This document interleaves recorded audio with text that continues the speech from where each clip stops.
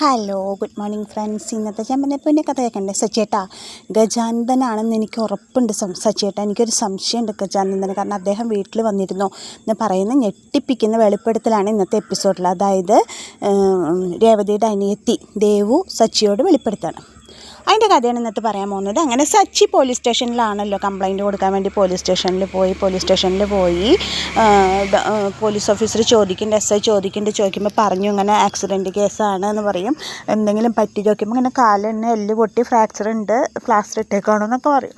അപ്പോൾ ഹോസ്പിറ്റലിൽ നിന്ന് ഇൻറ്റിമേഷനൊന്നും ഞങ്ങൾക്ക് വന്നില്ലല്ലോ എന്ന് പറയുമ്പോൾ അതെന്താ സാർ വരാഞ്ഞത്, നിങ്ങൾ പരാതി ഇല്ല എന്ന് പറഞ്ഞിട്ടുണ്ടാവും, അതുകൊണ്ടല്ലേ ഇൻറ്റിമേഷൻ വരാത്തതെന്ന് പറഞ്ഞു.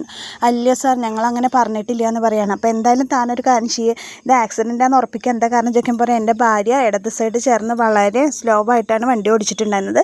പിന്നെ അത് മാത്രമല്ല അവളെ ഇടിച്ചിട്ടുണ്ടായിരുന്ന കാറ് നിർത്താതെ പാഞ്ഞു പോയി, അതൊരു ബ്ലാക്ക് ഇന്നോവ കാറായിരുന്നു എന്ന് പറയും സച്ചി. ശരി, താനൊരു പരാതി എഴുതി കൊടുത്തിട്ട് പോകുമെന്ന് പറയും SI. അങ്ങനെ സച്ചി പോലീസ് സ്റ്റേഷനിൽ പരാതി എഴുതി കൊടുത്തിട്ട് സച്ചി അങ്ങനെ വീട്ടിലേക്ക് വരികയാണ്. വീട്ടിലേക്ക് വന്നു. പിന്നെ കാണിക്കുന്നത് നീലിമ വക്കീലിൻ്റെ അടുത്ത് ഇന്ന് സംസാരിക്കുന്ന ഭാഗമാണ്. നീലിമ പറയുന്നുണ്ട് രജിസ്ട്രേഷൻ മുടങ്ങി, എങ്ങനെയായാലും എൻ്റെ രജിസ്ട്രേഷൻ മുടങ്ങി തന്ന പൈസ അവൻ എടുത്ത കാരണം കൊണ്ടാണ് അവൻ്റെ അടുത്ത് നിന്ന് ആ പൈസ തിരിച്ചു പിടിക്കണം എന്ന് പറയണം. അപ്പോൾ വക്കീൽ ചോദിക്കും, എന്താ അസംബന്ധം നീ പറയണത് നീലിമേനെ എനിക്ക് അറിയാവുന്നതുകൊണ്ട് ഞാൻ പറയുക. നീലിമ ചെയ്യുന്നത് തെറ്റല്ലേ, അദ്ദേഹത്തിൻ്റെ അടുത്തുനിന്ന് തട്ടിപ്പറിച്ചെടുത്ത് പൈസ അല്ലേ അദ്ദേഹം തിരിച്ചു ചോദിച്ചേക്കുക. എന്ത് വന്നാലും ശരി ആ പൈസ തിരിച്ചു കൊടുക്കാൻ ഞാൻ ഉദ്ദേശിച്ചിട്ടില്ല, അത് ഞാൻ തിരിച്ചെടുക്കുക തന്നെ ചെയ്യും.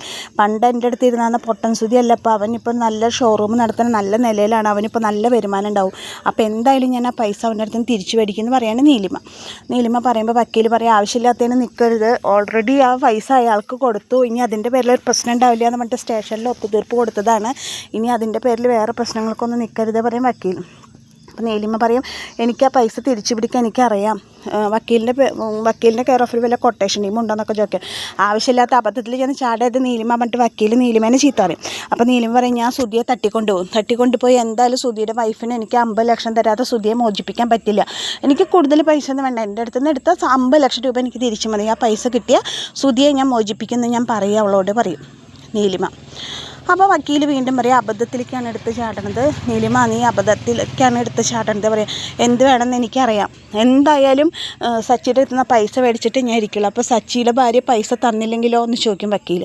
തന്നില്ലെങ്കിൽ ഞാൻ അവനെ കൊന്നുകളയും എന്ന് പറയും നീലിമ. അങ്ങനെ കൊന്നുകളയെന്ന് പറഞ്ഞിട്ട് നീലിമ അങ്ങനെ അവിടുന്ന് വക്കീലിൻ്റെ അടുത്ത് നിന്ന് ഇറങ്ങിപ്പോവാണ്.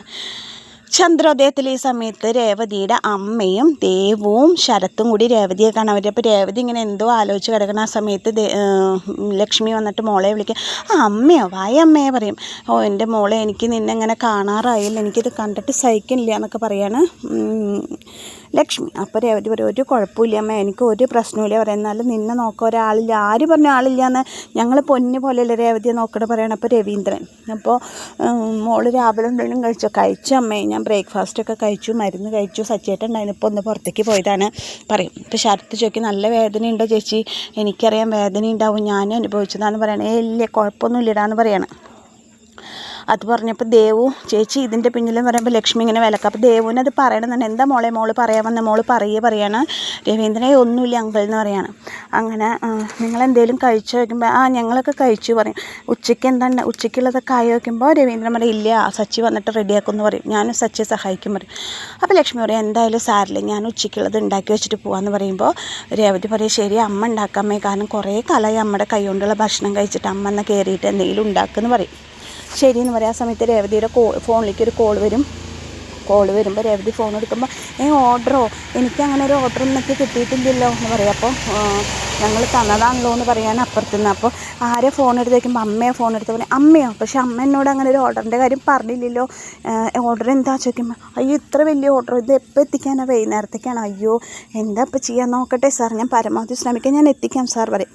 അങ്ങനെ രേവതി ഫോൺ വെച്ചിട്ട് പറയും, എനിക്കൊരു വലിയ ഓർഡർ വന്നിട്ടുണ്ടായിരുന്നു, അപ്പോൾ പക്ഷേ അത് അമ്മ എത്ര ഫോൺ എടുത്ത്, അമ്മ എന്നോട് ആ ഓർഡറിൻ്റെ കാര്യം പറഞ്ഞില്ലേ, ഇപ്പോൾ അവരാണ് വിളിച്ചത്, വൈകുന്നേരത്തേക്ക് ആ ഓർഡർ എത്തിക്കണം, ദേവും അമ്മ എന്നെ അതിനെ സഹായിക്കണം, നിങ്ങൾ ആ ഓർഡർ ശരിയാക്കിയിട്ട് അവർക്ക് കൊടുക്കണം. അയ്യോ ഞങ്ങളോ, ഇത്ര വലിയ ഓർഡർ ചോദിക്കുമ്പോൾ എങ്ങനെയെങ്കിലും സഹായിക്കണം. അപ്പോൾ ലക്ഷ്മി പറയും, ഞാൻ സഹായിക്കാം മോളെ, നിനക്ക് വേണ്ടിയിട്ടല്ലേ ഞങ്ങൾ ഇരിക്കുന്നത്, നിനക്ക് വേണ്ടി ചെയ്തില്ലേ പിന്നെ ഞങ്ങൾ ആർക്ക് വേണ്ടിയിട്ടാണ് ചെയ്യാമെന്ന് പറഞ്ഞിട്ട് അങ്ങനെ സഹായിക്കാമെന്ന് പറയും.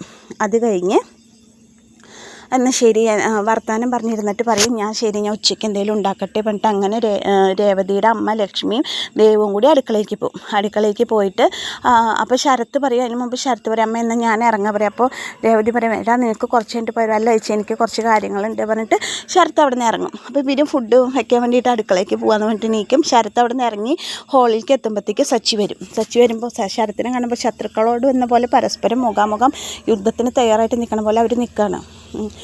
ഇതിൻ്റെ പിന്നിൽ ആരാണെങ്കിലും ഞാൻ കണ്ടുപിടിക്കും എന്നൊക്കെ പറയാറുണ്ട്. അപ്പോഴേക്ക് രേവതിയുടെ അമ്മയും ദേവും കൂടിയിട്ട് ഇറങ്ങി വരുമ്പോൾ ചോദിക്കും അമ്മ ഇവൻ്റെ കൈ ശരിയല്ല, ഇവൻ എന്തിനാ അത് എപ്പോഴും ഇങ്ങനെ വെച്ചിട്ടിരിക്കണം, അതോ മനഃപൂർവ്വം ആക്കി വെക്കുകയാണോ, എനിക്കിത് കാണുമ്പോൾ ഭയങ്കര വിഷമമുണ്ട് എന്നൊക്കെ പറയുമ്പോൾ ശരത്ത് പറയും എൻ്റെ കൈ ശരിയായിട്ടില്ല, അത് ചെയ്തവർക്ക് അറിയില്ല എന്നൊക്കെ ചോദിക്കാം. നിൻ്റെ കയ്യിലിരിപ്പുണ്ടോ, നിൻ്റെ കയ്യിലിരിപ്പ് 2 ദിവസം മുമ്പേ കൂടി ഞാൻ ആ വീട്ടിൽ വെച്ച് കണ്ടതാണല്ലോ. അപ്പോൾ രേവതിയുടെ അമ്മ ചോദിക്കാം എന്താ സച്ചി എന്തെങ്കിലും പ്രശ്നമേ, ഒന്നുമില്ല അമ്മേ, ഇവൻ പഠിക്കാൻ പോകണുള്ളൂ, ഇവൻ അമ്മയുടെ വയറ്റിൽ തന്നെ പിളർന്നതല്ലേ, എനിക്കിപ്പോൾ സംശയമുണ്ട്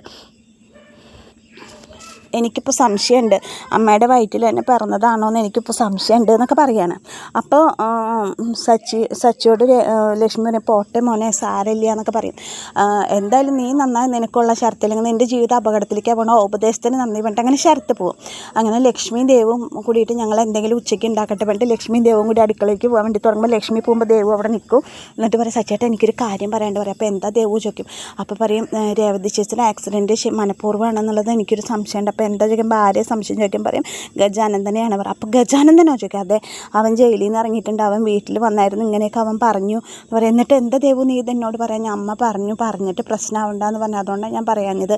അപ്പോൾ സച്ചി പറയും ശരി, അപ്പോൾ അവൻ തന്നെയാവും രേവതിയുടെ ആക്സിഡൻറ്റിൽ രേവതി ചേച്ചിക്ക് എന്തെങ്കിലും പറ്റിയ സച്ചേട്ടന് പൊള്ളുന്നു അവൻ പറഞ്ഞിട്ടുണ്ടായിരുന്നു പറയും. അവനാണെന്നുണ്ടെങ്കിൽ സച്ചേട്ടാ എൻ്റെ ഒരു സംശയം മാത്രമാണ്, അങ്ങനെ അവനാണെന്നുണ്ടെങ്കിൽ അവനെ വെറുതെ വിടരുത് സച്ചേട്ടാ പറയും. ഇല്ല ദേവു, അവനുള്ള ഞാൻ കൊടുത്തിരിക്കും, അവനാണെന്നുണ്ടെങ്കിൽ അവനുള്ള ഞാൻ കൊടുത്തിരിക്കും പറയും. എന്നിട്ട് ദേവ് അങ്ങനെ അടുക്കളയിലേക്ക് പോവും.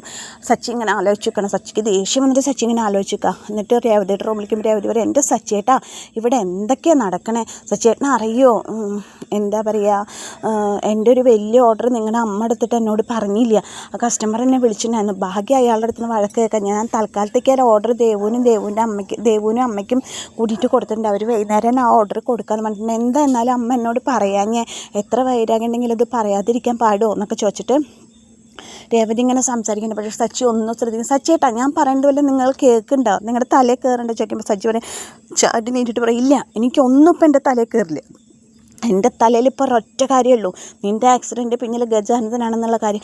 ഗജാനന്ദനോ ചോദിക്കും. അപ്പോൾ രവീന്ദ്രൻ അത് കേൾക്കും. അതെ ഗജാനന്ദൻ തന്നെ, അവൻ തന്നെയാണ് നിൻ്റെ ആക്സിഡൻറ്റിന് പിന്നിൽ, അവൻ എങ്ങനെ എന്നെ വേദനിപ്പിക്കാൻ അവന് നന്നായിട്ട് അറിയാം, നിനക്ക് നൊന്താ എനിക്ക് നോവുമെന്ന് അവനറിയാം, അവൻ തന്നെയാണ് ഇതിൻ്റെ പിന്നിൽ, എനിക്ക് ഉറപ്പായി അതെന്ന് പറയാണ്. അങ്ങനെ ഇത് കേൾക്കുമ്പോൾ രവീന്ദ്രനും രേവതിയും ഷോക്കായി നിൽക്കുന്ന ഭാഗത്താണ് ഇന്നത്തെ ചെമ്പനീർപ്പൂവിൻ്റെ എപ്പിസോഡ് അവസാനിക്കുന്നത്. അപ്പോൾ എന്നത്തെയും പോലെ ഇന്നും ഞാൻ പറയാം, എൻ്റെ വീഡിയോ സ്കിപ്പ് ചെയ്യാതെ ഫുള്ളായിട്ട് കണ്ടിട്ട് എൻ്റെ കഥ ഇഷ്ടപ്പെട്ട കൂട്ടുകാർ എൻ്റെ ചാനലൊന്ന് ലൈക്ക് ചെയ്യുക, ഷെയർ ചെയ്യുക, സബ്സ്ക്രൈബ് ചെയ്യുക, സപ്പോർട്ട് ചെയ്യുക. അപ്പോൾ ഇതുവരെ സപ്പോർട്ട് ചെയ്ത എല്ലാ കൂട്ടുകാർക്കും എനിക്ക് ഒരുപാട് നന്ദിയുണ്ട്. അപ്പോൾ എല്ലാവർക്കും താങ്ക് യു.